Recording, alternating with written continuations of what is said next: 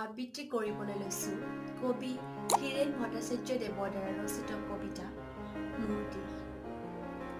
মোৰ প্ৰাণৰে প্ৰাণয়, মোৰ গানৰো গানয় মোৰ দেশ। মোৰ প্ৰতিটো কামে, মোৰ প্ৰতিটো চিন্তাই এই দেশৰ বুকুত ৰচে হৈ সোণোৱালী ভৱিষ্যতৰ সপোন।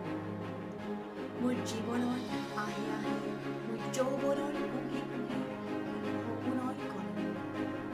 দেশে দেশে দেশ আছে, এনে বহু দেশৰ অৰঙি দৰঙি মই ঘূৰিছোঁ। বহু বন্ধুৰ সৈতে হাত ধৰি ফুৰিছোঁ।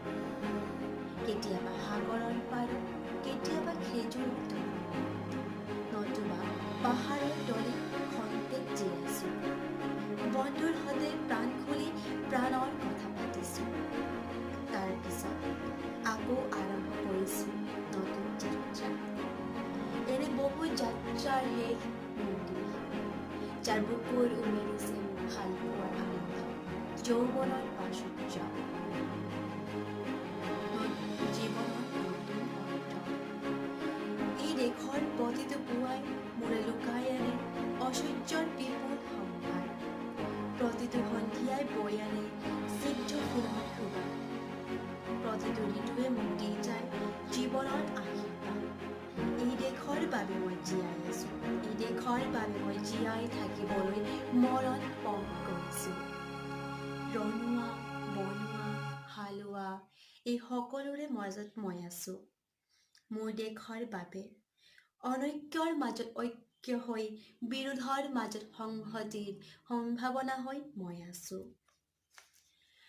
জীৱনে মৰণে হয়নে সপোনে এই দেশৰ আহ্বান মই শুনিছোঁ। শত্ৰু মিত্ৰ সকলোকে মই চিনিছোঁ, সিহঁতৰ অন্তৰ মই বিশ্বাসেৰে জিনিছোঁ।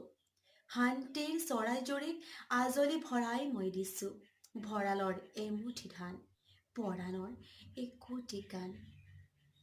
আৰুতো মোৰ একো নাই।